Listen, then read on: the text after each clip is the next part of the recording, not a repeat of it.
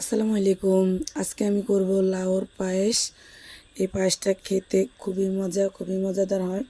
অন্য কোনো পায়েসের থেকে বেশি টেস্ট হয়। এই পায়েসটা বানাতে একদম ঝামেলাবিহীন। এখানে আমি যে লাউর উপরে যে অংশটা ওইটা নিয়ে নিয়েছি। নিয়ে আমি সুন্দর করে ধুয়ে বোকাটা একদম ফেলে দিয়েছি। ফেলে দিয়ে আমি এটা গেটার দিয়ে উপরে যে অংশটা ওইটা দিয়ে সালাদ কাটার ওইটা দিয়ে সুন্দরভাবে আমি এটা কেটে নেব। কেটে নেওয়ার পর এটা যে বাড়তি যে পানিটা বের হয় এটাকে চিপে একদম খুব সুন্দরভাবে পানিটা ফেলে দিতে হবে, না তাহলে পানিটার কারণে এটা পানসাটা লাগতে পারে, সেজন্য এটা চিপে পানিগুলো ফেলে দিতে হবে।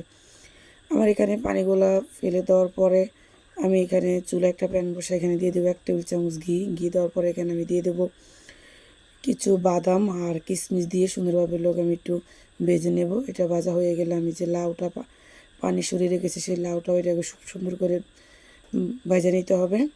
লাউটা এমনভাবে ভাজতে হবে যে লাউর ভিতরে যে কাঁচা গন্ধটা ওটা তো চলে যায়। এ পর্যায়ে আমি এখানে দিয়ে দেবো অল্প একটু লবণ। যারা মিষ্টি খাবারে লবণ খেতে চান তারা অবশ্যই লবণটা দিবেন। আমার লাউটা ভাজা হয়ে গেছে। এখানে আমি লাউটা উঠে ওই প্যানে আমি দিয়ে দেবো না 1/2 লিটার দুধ, 2টা এলাচ, একটা তেজপাতা দিয়ে আমি সুন্দরভাবে দুধটাকে ফুটিয়ে নেব। দুধটা ফুটানো হয়ে গেলে আমি লাউটা দিয়ে দেবো। লাউটা দিয়ে আমি এখানে পরিমাণ মতো চিনি দিয়ে দেব। আমার এখানে লাউটা